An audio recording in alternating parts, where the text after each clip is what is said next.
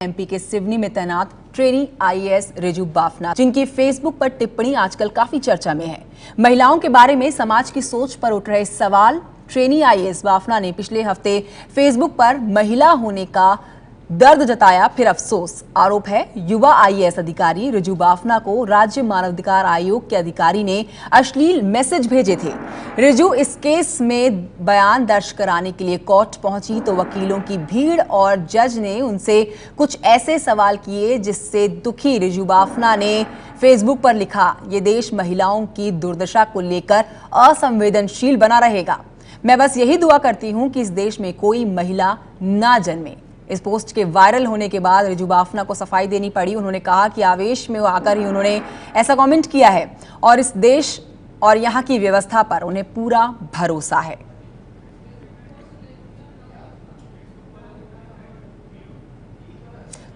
तो रिजू बाफना ने अपना महिला होने का दर्द फेसबुक पर बयां किया। मध्य प्रदेश के सिवनी में तैनात युवा आईएएस रिजू बाफना से जुड़ी ये घटना पिछले हफ्ते की है।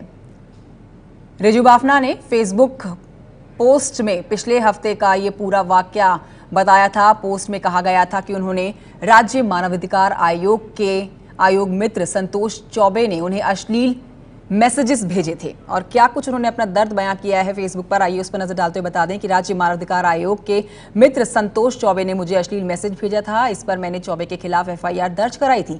हालांकि डिस्ट्रिक्ट कलेक्टर भारत यादव ने चौबे पर तत्काल एक्शन लिया और उसे पद से हटा दिया, लेकिन इस केस में कोर्ट में मुझे असहज परिस्थितियों का सामना करना पड़ा। जब अपना बयान दर्ज कराने मैं अदालत पहुंची तो कक्ष में कई लोगों के साथ वकील ललित शर्मा भी मौजूद थे और इतने लोगों के सामने बयान देने को लेकर मैं बहुत असहज महसूस कर रही थी। इसीलिए मैंने उस वकील और दूसरे लोगों को वहां से जाने की गुजारिश की। इसके बाद वकील ललित शर्मा ने चिल्लाते हुए मुझे कहा कि आप अपने ऑफिस में ऑफिसर होंगी, अदालत में नहीं। इसके बाद मैंने अपनी चिंता जज साहिब को बताई। जब मैंने न्यायिक मजिस्ट्रेट से कहा कि उन्हें ध्यान रखना चाहिए कि यौन उत्पीड़न के मामले में जब कोई महिला बयान दे रही है तो वहां दूसरे लोग मौजूद ना हो। इस पर जज ने कहा कि आप युवा हैं और इसी वजह से ऐसी मांग कर रही हैं। इससे आहत होकर मैंने कहा कि ये देश महिलाओं की दुर्दशा को लेकर असंवेदनशील बना रहेगा। जज और वकील की टिप्पणी से आहत होकर मैंने फेसबुक पर लिखा था कि अगर आप इस देश में जन्मी हैं तो हर कदम पर संघर्ष के लिए तैयार रहें। मैं बस यही दुआ कर सकती हूं कि इस देश में कोई महिला ना जन्मे। यहां हर कदम पर उल्लू बैठे हैं। तो फेसबुक पर टिप्पणी जो की है आईएएस रिजू बाफना ने, अपना दर्द जिस तरह से बयां किया है वो साफ साफ शब्दों में आपने देखा। फेसबुक पोस्ट में रिजू ने जिस वकील ललित शर्मा का जिक्र किया है उनसे हमने बात की। ललित ने रिजू के आरोपों से इनकार किया है। वो ये तो बता रहे हैं कि रिजू बाफना ने उन्हें जाने के लिए कहा था, लेकिन ललित का दावा है कि तब रिजू का बयान नहीं हो रहा था। बाद में बयान हुआ जब वो मजिस्ट्रेट ने सामने जाने के लिए कहा था। मैडम जी, मैं तो अपने पक्षकार एक रुखसाना के साथ वहाँ कोर्ट पर गया हुआ था। मुझे जानकारी नहीं थी कि वहाँ 164 के कोई बयान रिकॉर्ड होने वाले हैं, क्योंकि उस समय तक कोर्ट ने ऐसा कोई वो दर्ज नहीं किया था रिकॉर्ड के लिए। वहाँ पर मैं जैसे ही कोर्ट के एंटर गया तो साहब से बात किया, श्री रंदेलिया है न्यायिक मजिस्ट्रेट, उनसे पूछा कि सर बयान लेना है, तो उन्होंने कहा एक बयान होने वाला है, उसके बाद मैं आपका बयान लूंगा। तो मैंने इसी बीच वहाँ काफी हल्ला हो रहा था और वो मैडम साहिबा जो खड़ी हुई थी मोबाइल पर कुछ करते हुए मेरी तरफ देखें और बोले आप कौन, आप बाहर से। मैंने कहा मैडम आपको इस तरह का बिहेव नहीं करना चाहिए। फिर मैंने साहब से पूछा कि आखिर में है कौन, तो बोले आईएएस ऑफिसर। तो मैंने कहा कि मैडम जी आपका ये न्यायालय परिसर है, यहाँ पर कोई भी आ जा सकता है, मैं सीनियर काउंसिल हूँ, आपको इस तरह का बिहेव नहीं करना चाहिए और आप मुझे भगा नहीं सकते। तो जी ललित जी, से बात कर जी ललित जी, रिजू बाफना जी आईएएस ऑफिसर हैं और वो अपना बयान दर्ज कराने वहां पर आई थी। जब उन्होंने आपको वहां से जाने के लिए कहा तो आप क्यों नहीं गए? मुझे न्यायालय परिसर में मैं एक सीनियर एडवोकेट हूँ और मजिस्ट्रेट से बात कर रहा हूँ। उस समय बयान ना तो 164 के बयान चालू हुए थे ना वहाँ बयान चल रहे थे, तो मुझे जानकारी में था नहीं कोई। और उन्होंने मुझे डायरेक्ट ऐसा कहा, वहाँ पीछे हल्ला हो रहा था, उनकी जगह मुझे कहने लगी वो। जी। वहाँ तो मैं अपने पक्षकारा के साथ भी था। मजिस्ट्रेट साहब खुद बोलते कि साहब आप जाइए, यहाँ 164 के बयान चालू होने वाला है। उस समय तक मजिस्ट्रेट साहब ने मुझे बताया नहीं। लेकिन ललित जी, ये तो आम बात है कि जब एक महिला यौन उत्पीड़न का आरोप के लिए बयान दर्ज कराने आ रही है तो जाहिर सी बात है वो असहज महसूस करेगी। सर मैडम जी, ऐसा है कि मुझे इस बात की जानकारी ही नहीं कि वो यौन उत्पीड़न की महिला है या वो न्यायालय परिसर पे 164 के बयान कराने आई हैं कि 202 के बयान कराने आई हैं। क्योंकि हम लोग तो वकील लोग पक्षकारों के साथ जाते, मेरे साथ भी 202 के बयान यौन उत्पीड़न की महिला उस न्यायालय में दर्ज कराने जा रही थी, जिसके बयान के लिए मैं निवेदन करने गया था। जी ललित जी, उन्होंने रिजू बाफना ने कहा है कि जज ने उनको कहा था कि आप युवा हैं, इसीलिए आप इस तरह की बात कर रही हैं। तो क्या कुछ उस टाइम पे कोर्ट के अंदर हुआ था? नहीं, ऐसा कुछ नहीं हुआ। मजिस्ट्रेट साहब ने ऐसा कुछ नहीं बोला, बल्कि उनको रोका कि मैडम रुकिए, ये सीनियर वकील है, आप इस तरह ना बोले। बल्कि उन्होंने बाद में जाते समय मजिस्ट्रेट के साथ भी मिसबिहेव किया, ऐसा मुझे जानकारी मिली।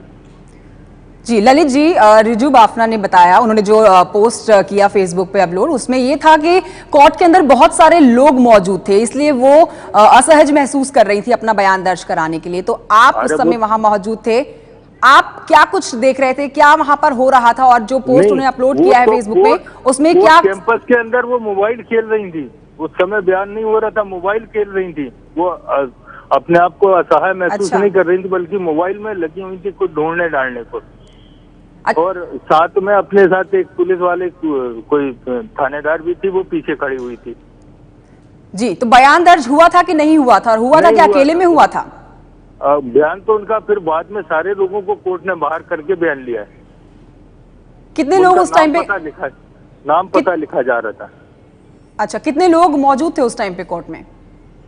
जब मुझसे बात हुई उस समय पीछे करीब मेरे साथ मेरे 2 पक्षकार, एक कोई परमानंद जायसवाल, और इसके अलावा पेशी लेने वाले पीछे 2-3 लोग और खड़े थे, 1-2 वकील साहबान लोग खड़े थे, और न्यायालय के अंदर के क्लरिकल स्टाफ था। जी ललित जी, आप रिजू बाफना की तमाम बातों को गलत बता रहे हैं, तो क्यों उन्होंने फेसबुक पे वो अपलोड किया है पूरा पोस्ट, और उसमें लिखा है कि आपने उनको कहा था कि आप आईएएस अधिकारी होंगी तो अपने ऑफिस में होंगी, यहाँ पर आप नहीं हैं?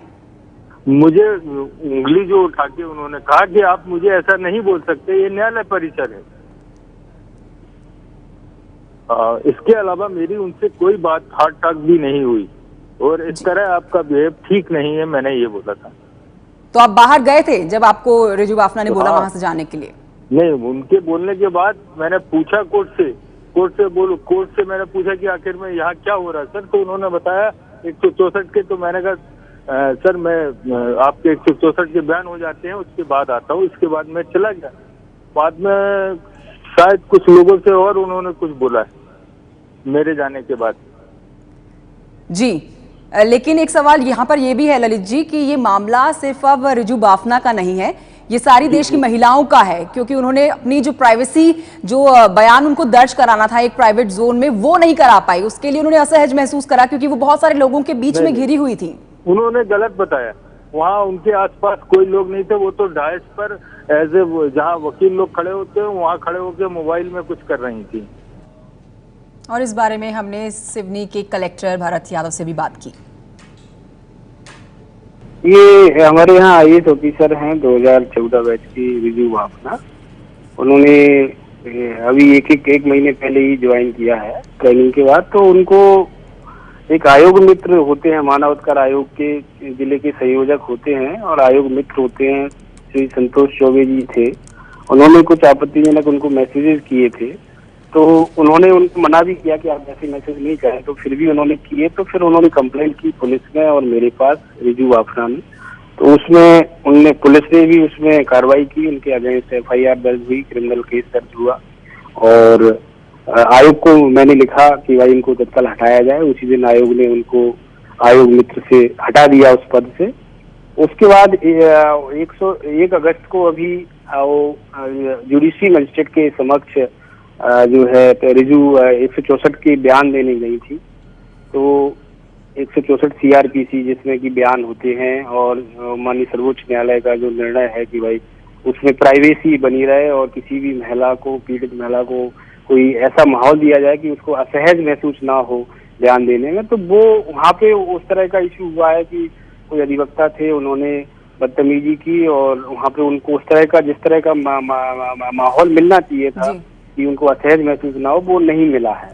फिर उन्होंने वो सारा घटना को फेसबुक पे डाल दिया था अपने सोशल मीडिया पे, रिजू ने, तो उसमें फिर जो भी लोगों का रिस्पांस आया, मीडिया का रिस्पांस आया, उसके बाद उसको उन्होंने एडिट भी किया है और वो रिप्रेजेंटेशन उसमें देने वाले हैं, जो भी उनको ये चीज में जो भी उनको लग रहा है, उसके आधार पे फिर हम प्रॉपर फोरम पे उस पर कार्रवाई कराएंगे। जी, लिखा भरत यादव जी, उन्होंने फेसबुक पर लिखा है कि आपने तुरंत एक्शन लिया और पद से हटा दिया उन्हें, लेकिन सवाल यहाँ पर यह है कि फिर वो कोर्ट में क्यों गई? क्या वो आपके एक्शन से संतुष्ट नहीं थी? नहीं, कोर्ट में 164 का बयान होता है। एक्चुअली में केस डायरी से पहले ही 164 का बयान इस तरह के मामलों में होता है सेक्सुअल हरासमेंट की, जिससे कि कोर्ट में सही से हो। वो अपनी इच्छा से ही गई थी और वो केस मजबूत रहे, पक्ष उसका अच्छे से मजबूती से रखा जा सके, उसके लिए होता है वो 164, मजिस्ट्रेट सामने बयान होता है जी।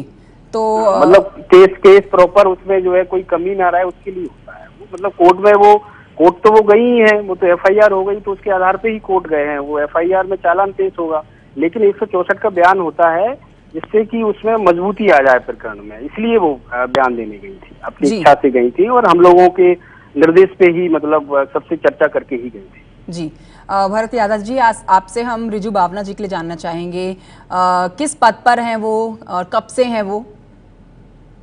वो अभी प्रोबेशनर हैं, अभी उनका फेज 1 का IAS का ट्रेनिंग मसूरी का जस्ट अभी समाप्त हुआ है और अभी ट्रेनिंग में है, वो डिस्ट्रिक्ट ट्रेनिंग में है। तो आपने सुना भरत यादव को, जो सिवनी में कलेक्टर हैं, जिन्होंने तुरंत एक्शन लिया, और साथ ही ललित शर्मा को भी आपने सुना, जो कोर्ट में मौजूद थे और जिन पर रिजू बाफना ने चिल्लाने का आरोप लगाया था। अब आपको बताते हैं कि रिजू बाफना आखिर है कौन। रिजू बाफना ने दिल्ली के किरोड़ीमल कॉलेज से ग्रेजुएशन किया है। 2013 में उन्होंने IAS की परीक्षा पास की थी, उनकी रैंक थी 77। अभी वो IAS प्रोबेशनरी हैं। IAS बनने से पहले वो कैम्ब्रिज इकोनॉमिक्स पॉलिसी एसोसिएट्स थी। 2011 में दिल्ली स्कूल ऑफ इकोनॉमिक्स से MA किया उन्होंने, और रिजू के पति भी IAS ऑफिसर ही हैं। रिजू अभी सिवनी जिला पंचायत में पोस्टेड हैं।